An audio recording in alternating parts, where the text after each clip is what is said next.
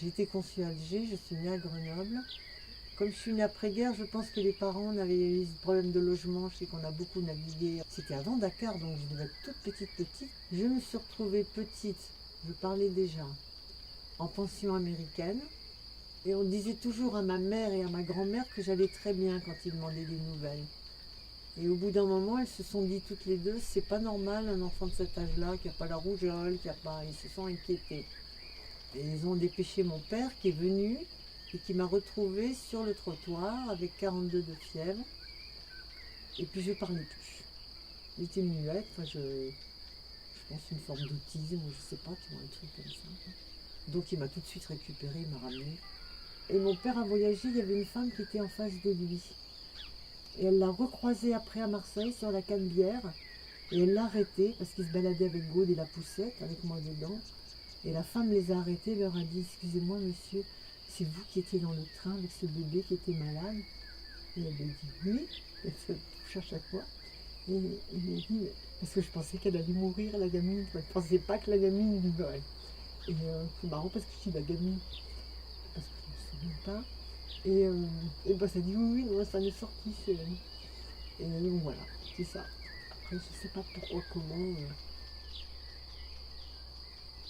C'est un monde sans frontières là-dedans. C'est comme la musique, c'est universel. Si je vois un oiseau, chaque oiseau a son vol, a sa façon de se mouvoir, de danser, de jouer avec ses ailes. Parce que c'est aussi un jeu là-dedans.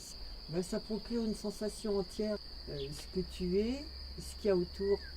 C'est le ressenti de ce dont tu fais partie en fait. Et cet intérieur, il est nourri par tout ce qu'il y a autour de toi, tout ce qui vibre autour de toi, que ce soit les lumières, les chanteurs autour, les danseurs autour ou autre.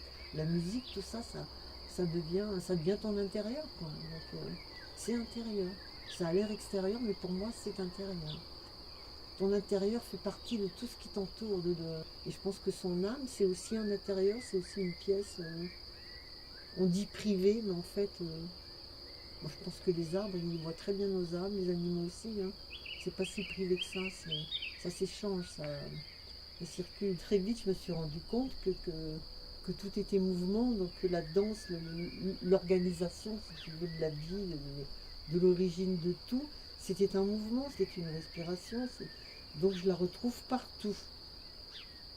Et ça, c'est très intérieur, hein. C'est pas de la parole qu'on en a, mais elle fait partie de ça, quoi.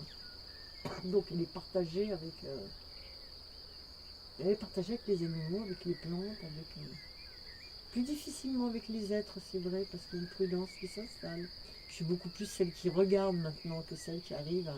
J'ai plus de lecture des gens dans comment ils bougent, dans leur corporalité, dans leur morphologie. Mais le langage de la parole, j'ai compris aussi qu'il faut avoir l'air d'être vrai qu'il ne l'est pas. C'est quelque chose de très pur, la danse, pour moi, comme la musique.